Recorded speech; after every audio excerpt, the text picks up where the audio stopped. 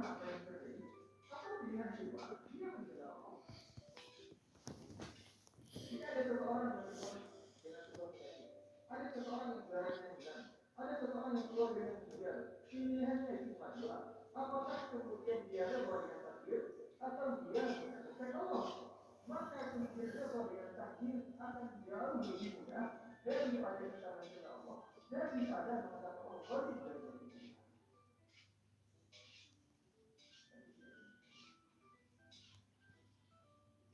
Bersyukur setelah pilihan yang lebih banyak. Dan maka tidak cukup daripada dia merasa tidak punya kepentingan lagi untuk mengakui bahwa saya tidak Allah. Dan banyak orang yang pada akhirnya tidak mampu bersyukur, padahal Allah telah memberikan karunia yang sangat lebih, gara-gara membandingkan yang lain.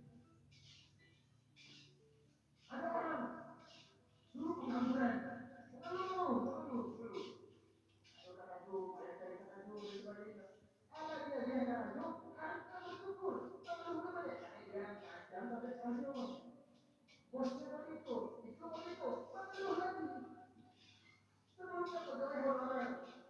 Sulit mendapatkan gaji, mendapatkan pekerjaan, sudah naik menjadi ke-3K. Kalau terlalu lagi atau bahkan ketika menjadi KPI, diminta untuk membantu yang lain, dari dulu buktinya. Inilah banyak orang kemudian tuntutan, banyak orang membantu itu. Lupa bersyukur. Bahkan kita lihat kami analogikan, ada 10 orang anak yang sedang berada di luar. Kita berikan amplop yang isinya mungkin masing-masing anak hanya 10.000.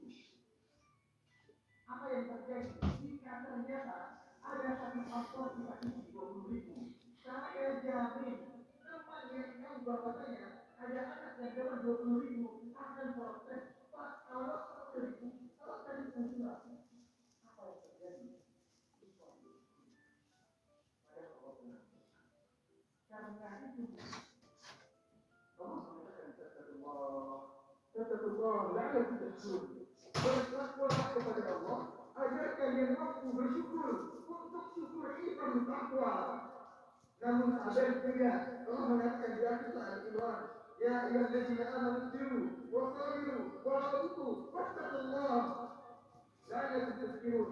Takwa ada di atas sabar. Wahai orang-orang yang beriman, bersabarlah. Isbiru wa sabiru, tahan-tahankan kesabaran kalian. Wa rabitu, saling sedikit mengukuhkan. Wattaqullah, baru kemudian bertakwa agar kalian beruntung. Tapi tidak syukur. Wattaqullah la'alakum tashkurun. Bertakwa kepada Allah, moga-moga kalian mampu bersyukur. Tidak perlu kemudian tidak perlu kemudian banyak kata dan sebagainya. Kalau nanti saya kaya, saya akan begini. Kalau nanti penghasilan saya banyak, saya akan begini. Kalau saya sukses, saya begini. Tanya hati, apakah jujur kita akan beramal atau hanya menginginkan kekayaan? Dan ternyata betapa banyak orang setelah dibukakan dunia, dibukakan rahmat oleh Allah Subhanahu wa taala. Falamma atahum min fadlihi baqilu bihi wa tawallaw mu'ridun. Ketika Allah berikan apa yang mereka minta, baqilu bihi, mereka pahit, wa tawallaw, mereka berpaling, wa mu'ridun, dan tidak peduli. Dan kalau kita tahu sendiri, ketika meminta kepada Nabi Musa, doakan kepada Allah agar diberikan kekayaan. Ketika semua kekayaan yang dibukakan oleh Allah, ketika karunia dibukakan oleh Allah, apa yang terjadi? Qala inna uridu wa ini. Oh, ini atas semua usaha saya, ini atas semua perjuangan saya, ini atas semua benar adalah saya. Mari Allah. Mari kita alhamdulillah.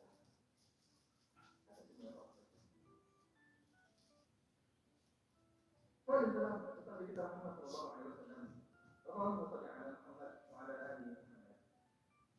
Apa muslimin Allah mereka tapi berwajib untuk sendiri dan kita bersama mari senantiasa memperbaiki ketakwaan kita. Takwa itu tidak mudah. Allah mengatakan ittaqillah haitsumakum. Bertakwalah kepada Allah kapanpun kalian berada. Bertakwalah kepada Allah dimanapun kalian berada. Bertakwa kepada Allah ketika di masjid, bertakwa kepada Allah ketika di makan, bertakwa ketika sendiri, bertakwa ketika bersama, bertakwa mandi, bertakwa ketika kemudian kita sedang bersyukuran. Bertakwa ketika sedih, bertakwa ketika senang, bertakwa ketika kaya dan bertakwa ketika miskin, bertakwa dalam segala kondisi. Bertakwa dalam semua aktivitas kita, karena takwa menjadi syarat awal kehidupan.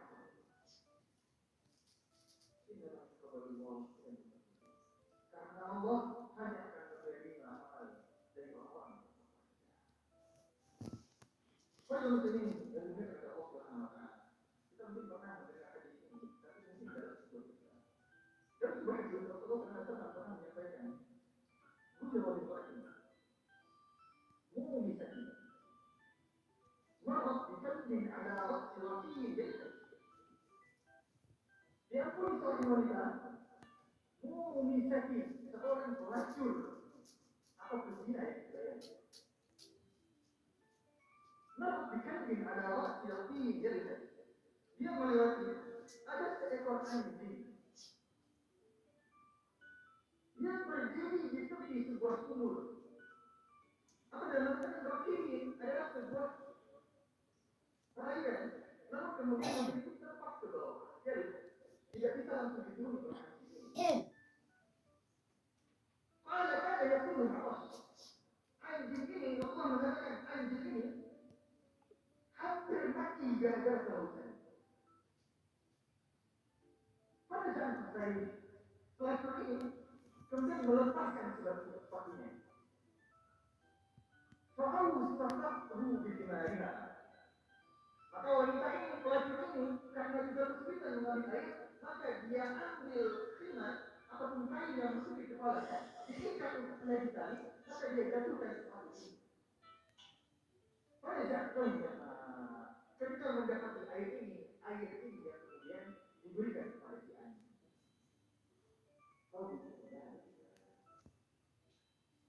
Allah mengampuni semua dosa.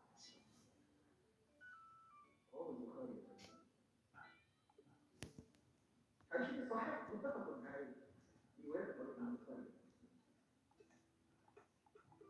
Hadis yang singkat ini memberikan kita banyak pelajaran.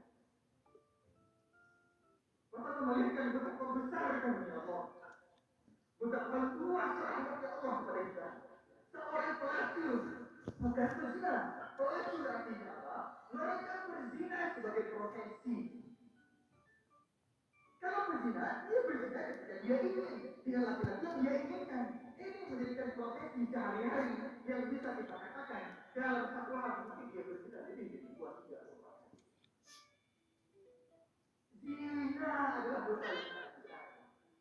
Hanya gara-gara memberikan minum, mengusahakan minum pada seekor anjing, makhluk yang najis dan bahkan sering dijadikan sebagai barang terkenaan. Air yang diberikan oleh wanita ini untuk menyayangi tindakan zina ini membuat Allah memberikan rahmat yang luar biasa. Pelajaran yang pertama, irhamah fil ardi yarhamkum.